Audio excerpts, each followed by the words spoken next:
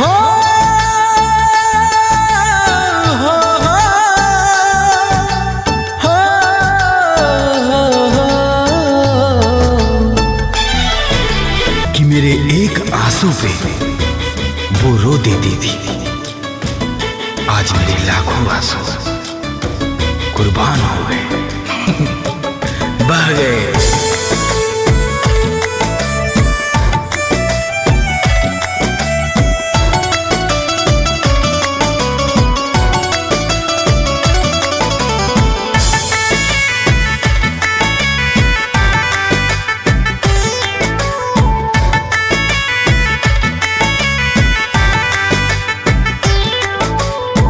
दिल के समझावे में है कुछ दिन त लगाबे करी।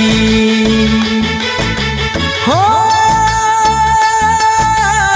हो हो हो दिल के समझावे दिन त लगाबे करी। गिरे अखिया से पानी याद आवे कहानी, गिरे अखिया से पानी याद आवे कहानी। इलोरवा सुखावे में है कुछ दिन त लगाबे करी। हो दिल के समझावे में कुछ दिन त लगाबे करी। टूटे हुए कांच की तरह चकनाचूर हो गया हूँ, किसी को चुभ ना जाऊं इसीलिए सबसे दूर हो गया हूँ।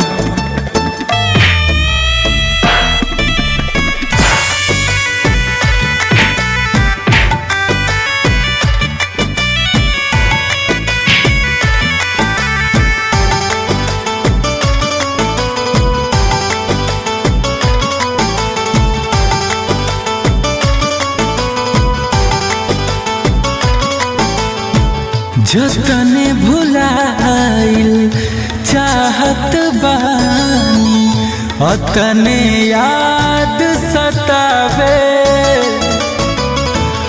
लौके उनकर दिहल निशानी और बेचैनी बढ़ावे।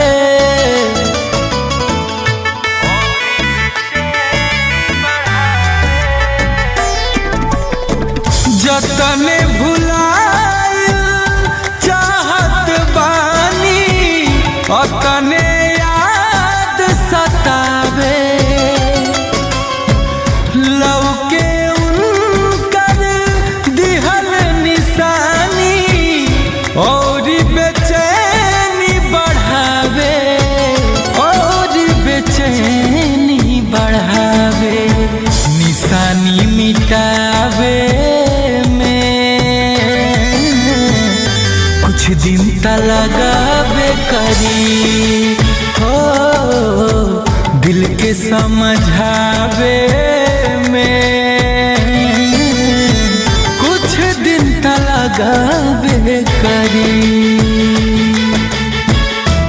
मत किया कर ऐ दिल किसी से मोहब्बत इतनी, मत किया कर ऐ दिल किसी से मोहब्बत इतनी।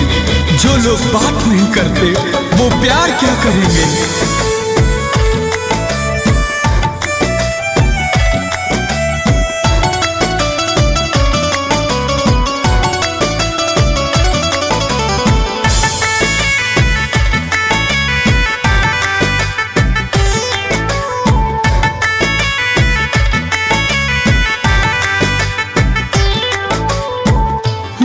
कर मीठी मीठी बतिया सुने के बाट अदतिया।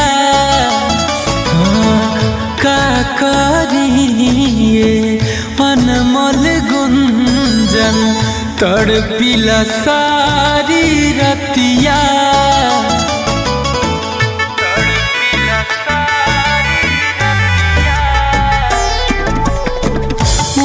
कर मीठी मीठी बतिया सुने के बाद अदतिया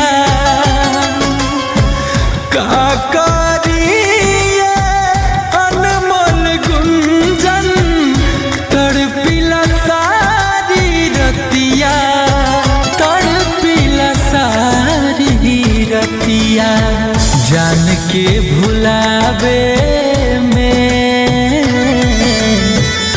कुछ दिन त लगबे करी हो दिल के समझावे में है कुछ दिन त लगबे करी।